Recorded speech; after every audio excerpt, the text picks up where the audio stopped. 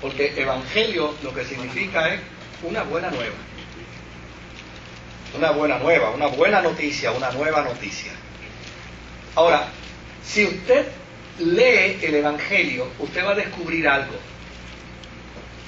Usted va a descubrir que este evangelio, Marcos lo escribió para personas que ya estaban familiarizadas con el evangelio y que estaban familiarizados con la predicación evangélica.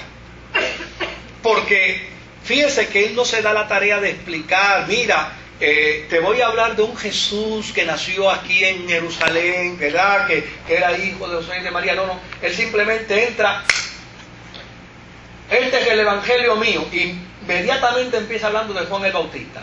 O sea, si hubiera sido yo, lógicamente, el que voy a escribir, y voy a escribir a una gente que no conoce el evangelio, pues primero le tengo que dar, ¿qué? Era una introducción. Mira, te voy a hablar de una persona así, como hizo Lucas. Pero Marcos no hace eso. Si usted observa a Marcos ni siquiera tiene genealogía.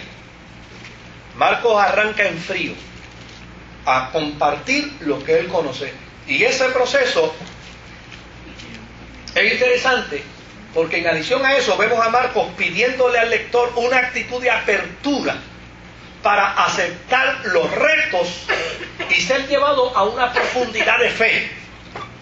Y desde luego le advierte que esa profundidad de fe la van a lograr precisamente con la narrativa de unos hechos que él les va a compartir de Jesús, el Hijo de Dios.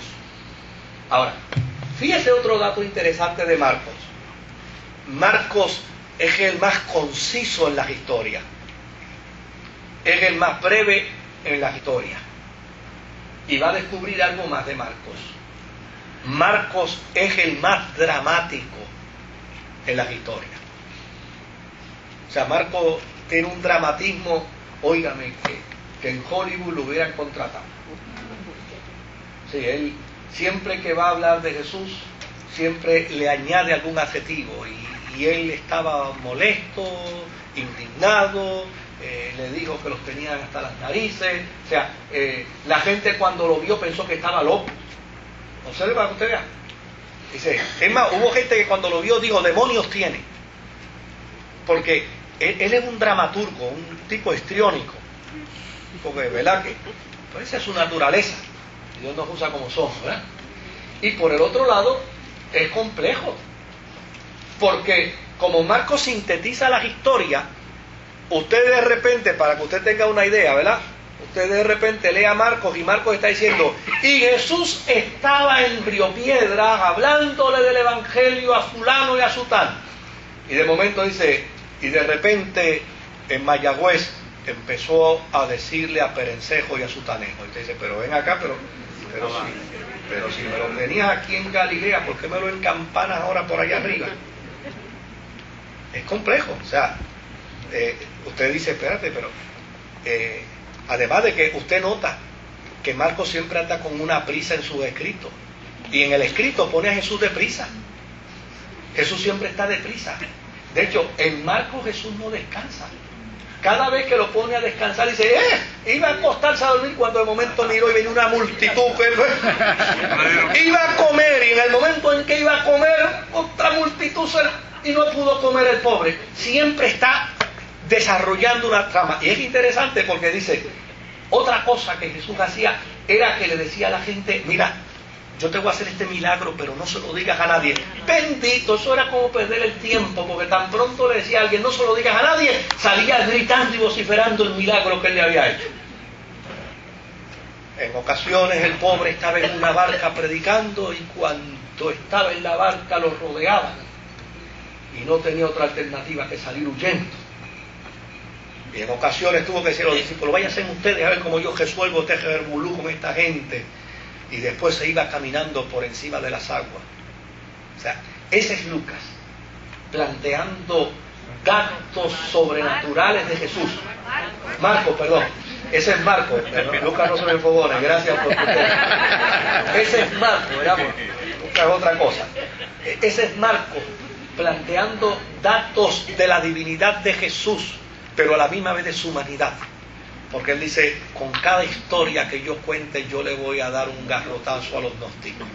Le voy a hacer saber a esto, que él era verdadero Dios y era verdadero hombre. Ahora bien, fíjese que la historia de Marcos con respecto a Juan el Bautista es interesantísima. Dice, Jesús llegó humildito, pero salió reconocido por todos. Él llegó y le dijo a Juan, Juan, bautízame. Y Juan se sorprendió y dijo, no, yo no te puedo bautizar a ti. Yo no merezco ni siquiera desatarlas. No, pero Juan, tienes que bautizarme. Y allí humilitito se bajó para que Juan lo bautizara. Pero cuando emergió de las aguas, aquello fue un acabose. Una voz de trueno se escuchó. Y aquella voz gritó, este es mi Hijo amado, en el cual tengo contentamiento. A él oíd. Se acabó. Nadie puede escuchar nada más. Es a Jesús al que hay que escuchar. Así que no le hagan caso a los gnósticos, hagan caso a Jesús. Tiene esa intención, tiene ese propósito.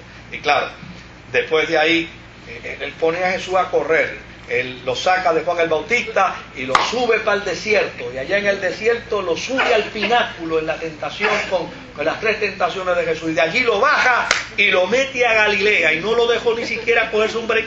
40 días de ayuno y no lo dejó ni siquiera descansar, ¿no? Llegó y bajó a Galilea y allí empezó a predicar el reino de los cielos.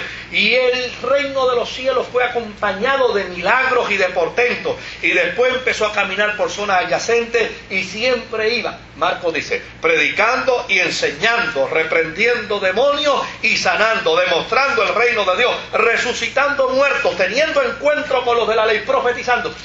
Para Marcos, Jesús no descansó un minuto. Y cuando iba a descansar, los discípulos lo despertaban. ¿Verdad? Hasta que finalmente se lo arrestaron, lo crucificaron, resucitó. Pero cuando resucitó, reunió a todos los discípulos y dijo, señores, ahora les doy la instrucción a ustedes. Y después que les ordenó la gran comisión, entonces vino y ascendió ante los ojos de todo el mundo. Y se escuchó el testimonio diciendo así, como le habéis visto hoy, así regresará. Así que, note bien,